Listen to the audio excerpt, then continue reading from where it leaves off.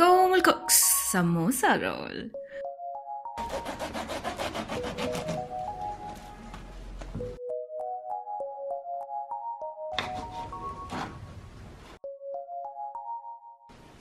We're going to start with 500 grams of maida, half a teaspoon of ajwain, 5 teaspoons oil and some salt.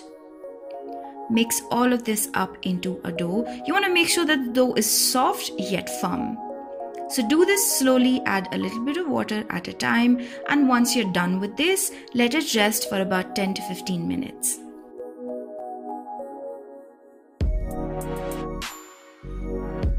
Now we're going to make the filling. For that, take some oil in a pan, add 2 teaspoons of cumin. You can add any masala of your choice. I've just added a little bit of green chili. And we're going to roast this mixture a little bit. After this, we're going to add 1 teaspoon of turmeric for color, 2 teaspoons of coriander for taste. We're going to roast this a little bit. Then we're going to add 900 grams of boiled potatoes.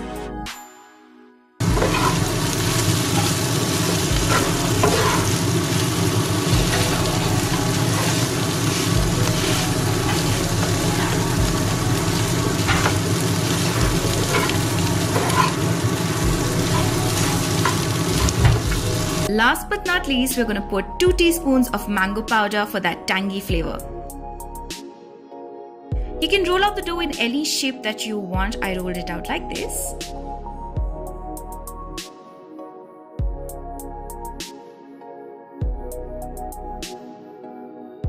Once you have the potato filling in place, you can cover this up whichever way you like. And then you take the whole of the roll that you've just made, put it on an aluminium foil, and it goes in the oven.